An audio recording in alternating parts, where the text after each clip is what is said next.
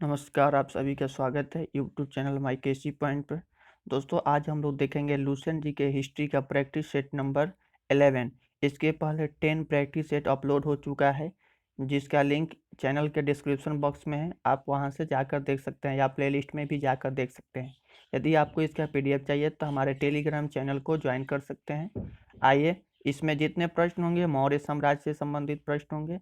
तो आइए, मौर्य साम्राज्य या मौर्य वंश का तो इसके या मौर्य काल का। तो इसका पहला प्रश्न देखते हैं, मौर्य वंश का संस्थापक कौन था। मौर्य वंश का संस्थापक चंद्रगुप्त मौर्य था। और बात आता है चंद्रगुप्त मौर्य। चंद्रगुप्त मौर्य का जन्म कब हुआ था? तो चंद्रगुप्त मौर्य का जन्म 345 BC में, अर्थात 345 ईसा पूर्व में हुआ था। आइए नेक्स्ट प्रश्न देखते हैं। नेक्स्ट प्रश्न कहता है कि घनानंद को हराने में चंद्रगुप्त मौर्य की मदद किसने की थी? तो घनानंद को हराने में चाणक्य ने, ये जो चाणक्य थे, इन्हीं ने चंद्रगुप्त मौर्य की मदद की हुई थी। और ये चाणक्य जो थे, इन चाणक्य को कौटिल्य या विष्णुगुप्त के नाम से भी जाना जाता है। और जो कि आगे चलकर ये जो चाणक्य थे, यह चंद्रगुप्त के प्रधानमंत्री बने हुए थे। और इनके द्वारा, चाणक्य के द्वारा लिखी गई एक पुस्तक है जिसका बुक का नाम है अर्थशास्त्र, जिन बुक का संबंध राजनीति से है। आइए नेक्स्ट प्रश्न देखते हैं। नेक्स्ट प्रश्न कहता है, चाणक्य का अन्य नाम क्या था? तो चाणक्य का एक अन्य नाम था कौटिल्य या विष्णुगुप्त। यह दोनों नाम उन्हीं का है, चाणक्य का ही, कौटिल्य या विष्णुगुप्त। के बाद नेक्स्ट प्रश्न है, अर्थशास्त्र। अर्थशास्त्र किसके द्वारा लिखी गई पुस्तक है? तो अभी मैंने बताया आपको कि चाणक्य के द्वारा लिखी गई पुस्तक है जिसका संबंध राजनीति से है। नेक्स्ट प्रश्न है, किसकी तुलना मैकियावेली के प्रिंस से की जाती है? तो कौटिल्य या अर्थशास्त्र से। कौटिल्य या अर्थशास्त्र से मैकियावेली के प्रिंस की तुलना की जाती है।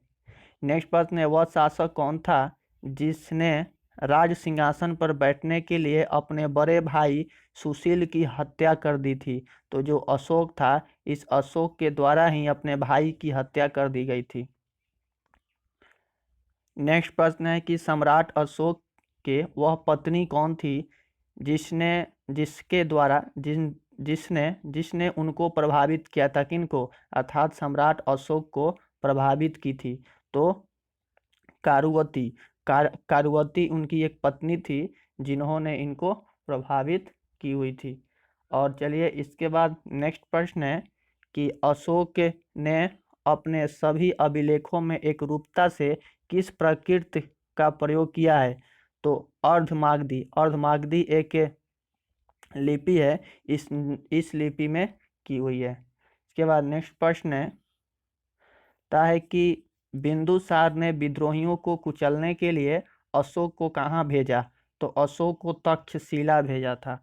अशोक को तक्षशिला भेजा था किस लिए? अपने विद्रोहियों को कुचलने के लिए। इसके बाद नेक्स्ट प्रश्न है, सबसे प्राचीन राजवंश कौन सा है? तो सबसे प्राचीन राजवंश मौर्य राजवंश है, या मौर्य साम्राज्य है, जो कि सबसे प्राचीन है।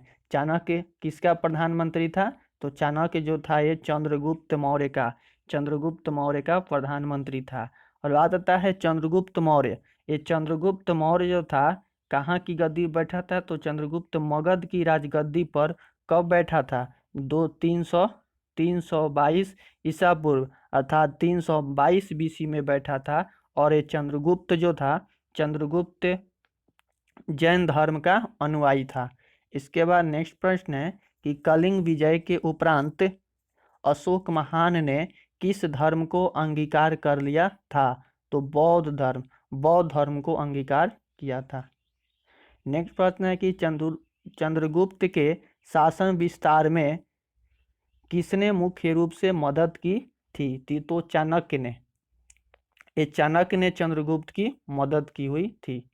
सांची किस कला या मूर्ति कला का निरूपण करता है? तो बौद्ध कला का निरूपण करता है, कला या मूर्ति कला का निरूपण करता है।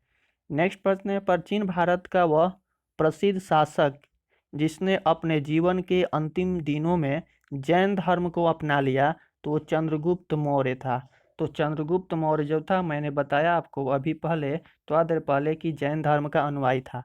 तो जब मरने के किनारे आया, अर्थात अंतिम दिनों में, तो अंतिम दिनों में उसने जैन धर्म को अपना लिया। इसके बाद नेक्स्ट प्रश्न है कि मौर्य साम्राज्य में प्रचलित मुद्रा का नाम क्या था। तो मौर्य साम्राज्य में प्रचलित मुद्रा का नाम पन था। अशोक का उत्तराधिकारी कौन था? कुणाल। एक कुणाल जो था मौर्य का उत्तराधिकारी था। नेक्स्ट प्रश्न है कि मुद्रा राक्षस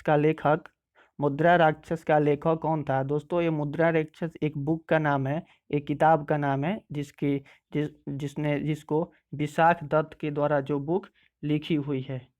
इसके बाद नेक्स्ट प्रश्न कहता है, मालवा, गुजरात, महाराष्ट्र किस शासक ने पहली बार जीते थे। तो चंद्रगुप्त मौर्य। ये जो चंद्रगुप्त मौर्य था, इनके द्वारा ही सबसे पहली बार जीता गया था। इसके बाद नेक्स्ट प्रश्न है, अर्थशास्त्र का लेखक समकालीन था चंद्रगुप्त का। नंद वंश के पश्चात मगध पर किस राजवंश ने शासन किया। तो मौर्य राजवंश ने शासन किया। इसके बाद नेक्स्ट प्रश्न है कि मौर्य काल में शिक्षा का सर्वाधिक प्रसिद्ध केंद्र कौन था। तो तक्षशिला था। यही मौर्य काल में शिक्षा का सर्वाधिक प्रसिद्ध केंद्र था। के बाद नेक्स्ट प्रश्न है कि मेगास्थनीज के पुस्तक का क्या नाम है। तो इंडिका। मेगास्थनीज के पुस्तक का नाम इंडिका है, जिसके ग्रंथ में चंद्रगुप्त मौर्य का विशिष्ट रूप से वर्णन हुआ है। वह ग्रंथ किसके ग्रंथ में? तो विशाख दत्त के द्वारा जो बुक लिखा गया है, उस बुक में इनका वर्णन है। किनका? चंद्रगुप्त मौर्य का। और दोस्तों, इनके द्वारा कौन सा बुक लिखा गया है। तो दोस्तों, अभी अपने आपको बताया कि मुद्रा राक्षस नाम का एक बुक लिखा गया है। के बाद आइए नेक्स्ट देखते हैं कि चंद्रगुप्त ने सेल्यूकेनिकेटर को कब हराया। और ये चंद्रगुप्त ने सेल्यूकस निकेटर को कब हराया था। तो 305 बीसी में हराया था, ईसापुर में हराया था। इसके बाद नेक्स्ट प्रश्न है, चंद्रगुप्त मौर्य ने जैनी गुरु भद्रबाहु से किस धर्म की शिक्षा ली थी। तो जैन धर्म की शिक्षा ली थी। किसने? चंद्रगुप्त मौर्य ने। किससे ली थी? गुरु भद्रबाहु से ली हुई थी। वह स्रोत जिसमें पाटलिपुत्रा के प्रशासन का वर्णन उपलब्ध है, वह क्या है? इंडिका है। इसमें उनका वर्णन उपलब्ध है। नेक्स्ट प्रश्न है, अशोक के शिलालेखों में प्रयुक्त भाषा है। अशोक के शिलालेखों में प्रयुक्त भाषा क्या है? प्राकृत भाषा है। किस मौर्य राजा ने दक्कन की विजय प्राप्त की हुई थी। तो चंद्रगुप्त। इस चंद्रगुप्त के द्वारा ही दक्कन की विजय प्राप्त की हुई थी। इसके बाद नेक्स्ट प्रश्न है कि मेगास्थनीज ने भारतीय समाज को कितने श्रेणियों में विभाजित किया था। तो 7 श्रेणियों में विभाजित किया था। मेगास्थनीज के द्वारा एक लिखा गया बुक था। उन बुक का नाम क्या था? इंडिका, जो कि अधिकांश बार पूछ लिया जाता है। मेगास्थनीज के अनुसार सम्राट का जनता के सामने आने के अवसरों पर शोभा यात्रा के रूप में जश्न मनाया जाता है। के बाद नेक्स्ट प्रश्न कहता है कि कौटिल्य के अर्थशास्त्र में किस पहलू पर प्रकाश डाला गया है। तो राजनीतिक पहलुओं पर प्रकाश डाला गया है। नेक्स्ट प्रश्न है कि कौन सा क्षेत्र अशोक के साम्राज्य में सम्मिलित नहीं था। तो जो श्रीलंका था, श्रीलंका ही अशोक के साम्राज्य में सम्मिलित नहीं था। के बाद नेक्स्ट प्रश्न है कि पाटलिपुत्रा को किस शासक ने सर्वप्रथम अपनी राजधानी बनाई। तो चंद्रगुप्त मौर्य ने सर्वप्रथम अपनी राजधानी बनाई। पाटलिपुत्र में स्थित चंद्रगुप्त का महल मुख्यतः बना था क्या चीज का? लकड़ी का बना हुआ था। नेक्स्ट प्रश्न है, किस अभिलेख से यह साबित होता है कि चंद्रगुप्त का प्रभाव पश्चिम भारत तक फैला हुआ था। तो रुद्रदमन या जूनागढ़ अभिलेख से यह प्राप्त होता है कि चंद्रगुप्त का प्रभाव जो था पश्चिमी भारत तक फैला हुआ था। केवल वह स्तंभ जिसमें अशोक ने स्वयं को मगध का सम्राट बताया है। तो भाब्रू स्तंभ, एक भाब्रू स्तंभ मिला है जहां से पता चलता है कि अशोक जो था वो मगध का सम्राट था। नेक्स्ट प्रश्न है, चंद्रगुप्त मौर्य की मृत्यु कब और कहाँ हुई थी? तो चंद्रगुप्त मौर्य की मृत्यु 298 बीसी में श्रवण बेलगोला में उपवास के कारण हो गई थी। नेक्स्ट प्रश्न है कि चंद्रगुप्त मौर्य का उत्तराधिकारी कौन हुआ? चंद्रगुप्त मौर्य का उत्तराधिकारी बिंदुसार हुआ। नेक्स्ट प्रश्न है कि प्रथम भारतीय साम्राज्य स्थापित किया गया चंद्रगुप्त मौर्य के द्वारा स्थापित किया गया। दोस्तों, यदि आपको वीडियो पसंद आ रही हो तो लाइक करें और साथ ही चैनल को सब्सक्राइब करें यदि आप अभी तक सब्सक्राइब नहीं किए हैं तो, और साथ ही बेल आइकन को भी दबा लें ताकि आने वाला नोटिफिकेशन आपको सबसे पहले, और साथ ही अपने दोस्तों को व्हाट्सएप ग्रुप जहां हो सके सभी जगह शेयर करें। तो आज के लिए इतना ही, मिलते हैं अगले सेट में, तब तक के लिए बाय।